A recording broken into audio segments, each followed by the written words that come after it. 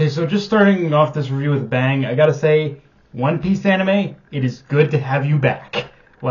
I'm not lying, because right out of the gate, I gotta say, because it's been so long since we got a One Piece episode, the experience of just sitting down to watch this episode a night like this just felt so good. Like, it's that feeling where, with this being the first episode of the year, the experience feels oddly refreshing, and that's, again, in that sort of, like, it's back, and it feels so good that it's back kind of way, and this did feel like a really, because of that, this did feel like a really great episode to return to the anime with, as the obvious highlight was Zoro making a recovery, getting back up on his feet, and tag team charging Queen and King with Sanji. And every time we see those two genuinely work together, it's a reminder, I think, to us as the audience, how much respect and care they genuinely have for each other. Like, they just have, don't get me wrong, they happen to bicker a lot in between, which I know is the part a lot of people find annoying.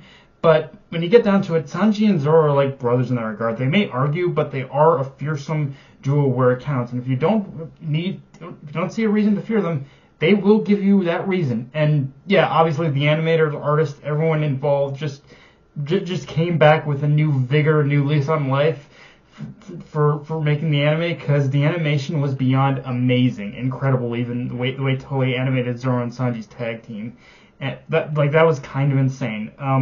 I also really like how Sanji and Zoro acknowledge in this episode that, yeah, if Luffy wins this, then it really gives a taste of what Luffy's future looks like in terms of him taking that real first step towards becoming Roger's successor as Pirate King, but also silently acknowledging that if they win their battles, then this proves they're just as capable of going the distance with him as well. And one thing I oddly missed out on most out of all with this episode, with the return of the anime, and this episode especially, is it provided a plethora of Zoro and Sanji just trash talking their opponents. Like, I don't know why, but that is a very specific thing I missed from the anime that's, like, abundant in this episode. With that being said, though, we get another big illusion through Hyogoro and Hikawamatsu of a very real possibility that the former daimyo of Ringo, Ushimaru Shimatsuki, is Zoro's father, which is something where the anime definitely makes the connection a lot more overt compared to the manga. Like, with the manga, they just kind of alluded to the idea, and they've kept that idea lingering, and Oda himself has just kind of kept that, even now Oda has kept that idea lingering in the air even now. So it'll be with just a more overt reveal of from Zoro is Yoshimaru's son. He's a son of the Shimatsuki clan. It'll be interesting to see how this plays out when we get to the expanded parts of Zoro's backstory from the manga and his time, like, growing up, as well as a few other moments as well with this more overt approach the anime has taken with this reveal, which I don't think it'll probably change all that much, but it'll definitely be interesting. I think one thing I'll be curious about more than anything is how the theory crafters are going to react to this episode, because there's been a theory floating around that Admiral what's his name, that Admiral Ryukugyu is Ushimaru or something. I guess that's a theory I didn't really even know was a theory. So it'll be curious to see if this disproves or proves that more for these people. But now, I guess if I maybe had one complaint about the episode, and it's really just a nitpick, is there was maybe a slight lull in the episode where we get the Marco Whitebeard flashback. But honestly, if that's the only complaint I can find, then the episode itself, I call this episode a fucking success in my mind. But to its credit as well, I also like how it shows Marco kinda in the sort of reverse position that Whitebeard was in, where he's starting to believe in the old tales in the same way Whitebeard did. And yeah, what more can I say? The anime came back swinging with this episode, and honestly, that does keep making.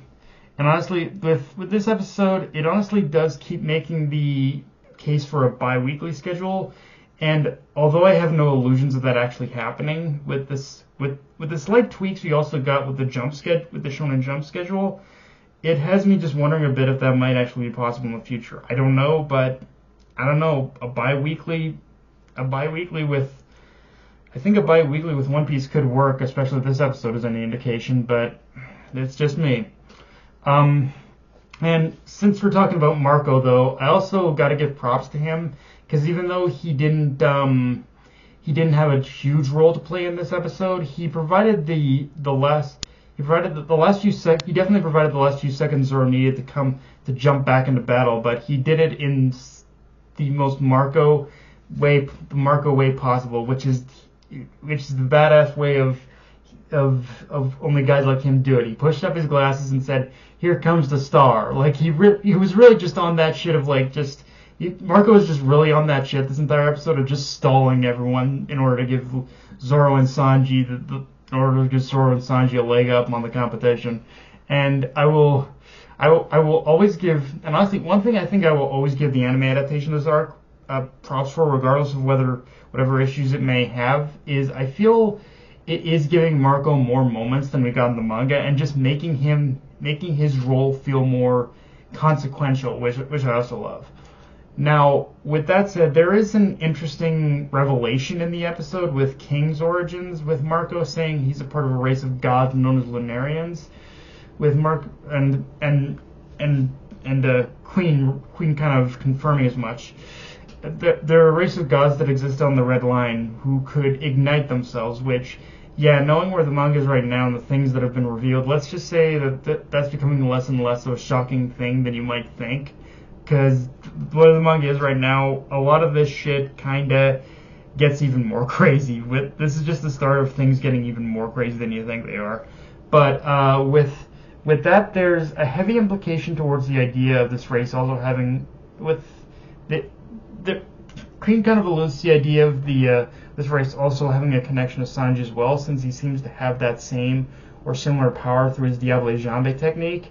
But yeah, as far as the basic understanding, even now the manga hasn't really shown to what extent that may be true or not.